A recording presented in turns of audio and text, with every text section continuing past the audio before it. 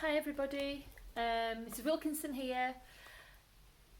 If we'd have been at school, year 2, we would have been looking at reading some stories from Beatrix Potter. So I thought I would read one of them to you. So this story is called The Tale of Peter Rabbit and Benjamin Bunny. There we are. Once upon a time, there were 4 little rabbits, and their names were Flopsy, Mopsy, Cottontail and Peter.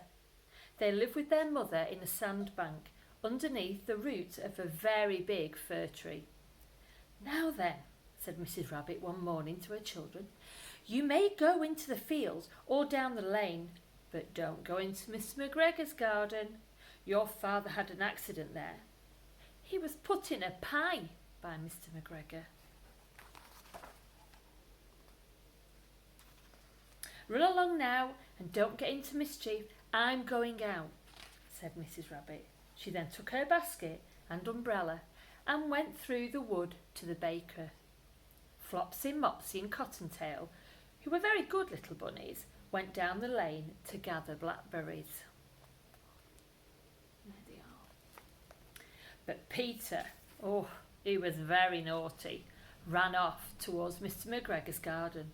On the way he saw his cousin Benjamin. "Meet me tomorrow at the big fir tree," Benjamin whispered.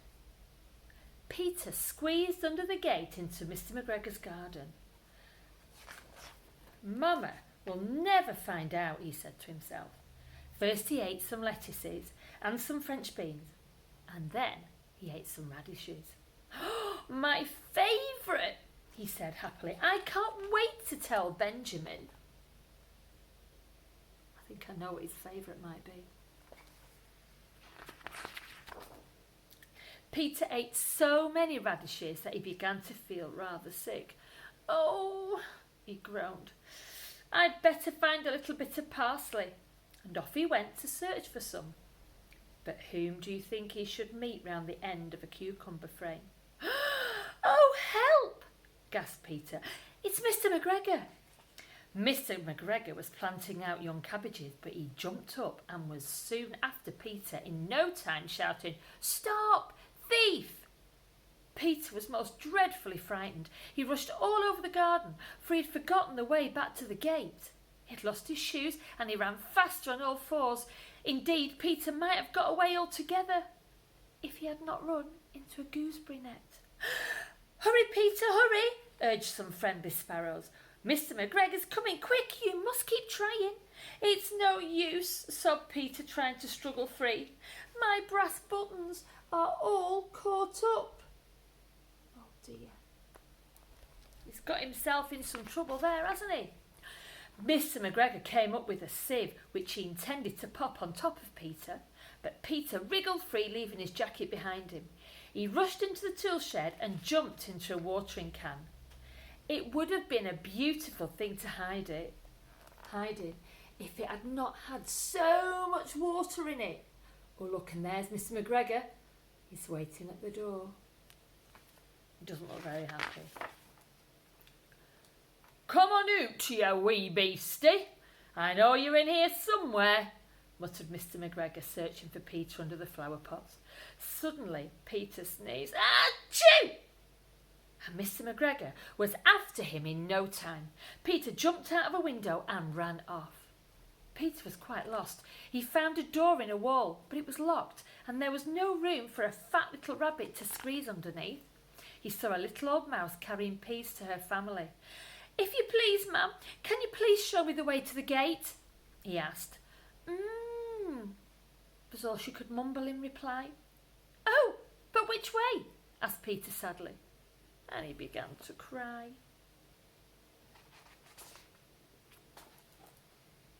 There, picture of him there. Presently, Peter came to a pond where a white cat was staring at some goldfish. "I must be quiet," he said to himself. "Cousin Benjamin has warned me about cats." And then Peter saw the gate. He ran as fast as he could, slipped under the gate, and was safe at last in the wood outside the garden. Mr McGregor hung up the little jacket and the shoes for a scarecrow to frighten the blackbirds. So there we are, Peter, looking at the white cat. It looks like he's got away, he's got under the gate and run off. "Where have you been?" asked Peter's mother. "And where are your clothes?" "That is the second little jacket and pair of shoes you've lost in a fortnight. You're to go straight to bed without any supper, and I will make you some chamomile tea." But Flopsy, Mopsy and Cottontail had bread and milk and blackberries for supper. So they're having their nice things, and Peter Rabbit's had to go to bed, hasn't he? The next day, Benjamin Bunny was sitting on a bank waiting for Peter. "Where's Peter got to?" he wondered, when suddenly he heard the trick-trot of a pony.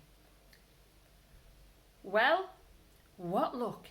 It's Mr and Mrs McGregor going out. I'd better find Peter right away," he thought, and rushed off to find his cousin. Benjamin found Peter sitting alone, wrapped only in a red cotton pocket handkerchief, and looking very sorry for himself. "I say," exclaimed Benjamin, "you do look poorly. And who's got your clothes?" "The Scarecrow in Mr McGregor's garden," replied Peter, and he told Benjamin all about what had happened the day before. Benjamin laughed. "That's what I came to tell you. Mr McGregor has gone out, and so has Mrs McGregor." They made their way to Mr McGregor's garden and got up onto the wall. They looked down. Peter's coat and shoes were plainly to be seen on the Scarecrow, topped with an old tam-o'-shanter of Mr McGregor's. So can you see there? There they are on the Scarecrow with that old tam-o'-shanter, which is a hat of Mr McGregor's. "It spoils people's clothes to squeeze under a gate," said Benjamin. "The proper way to get in is to climb down a pear tree." Little Benjamin said that the first thing to be done was to get back Peter's clothes. There had been rain during the night, there was water in the shoes, and the coat was somewhat shrunk.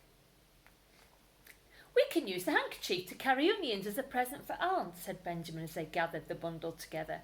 "Come along, Peter," urged Benjamin. Peter was not enjoying himself. And there he is now. Look how small his jacket is now. It doesn't fit him very well. Benjamin, on the contrary, was perfectly at home and ate a lettuce leaf. Peter did not eat anything and said he should like to go home. And then he dropped half of the onions. But as they turned a corner, Peter and Benjamin suddenly stopped. "Gracious, what now?" Benjamin asked Peter. This is what those little rabbits saw around the corner.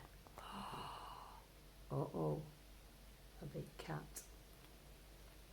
"Quick, under here," whispered Benjamin. "She's coming towards us." Perhaps the cat liked the smell of the onions, because she sat down right on top of the basket. Look who's underneath the basket. "Now what do we do?"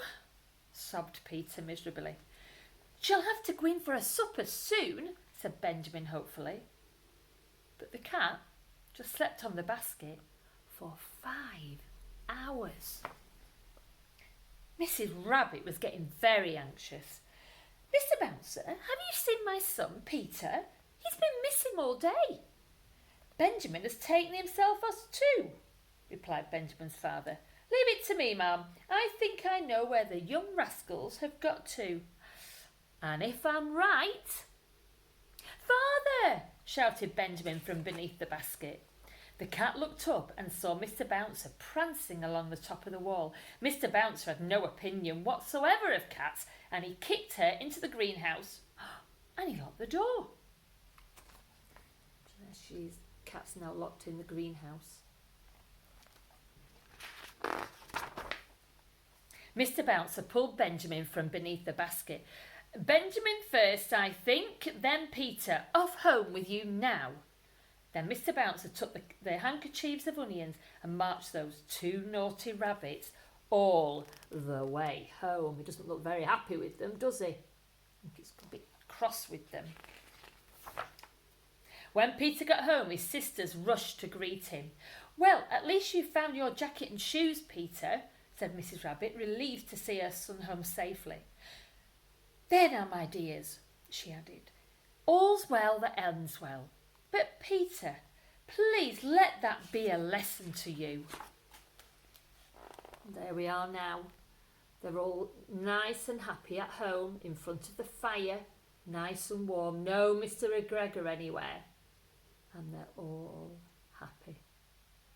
So that was the first story that I'm going to read you from these wonderful stories from Peter Rabbit. I hope you enjoyed that, and I'll do another one for you next week.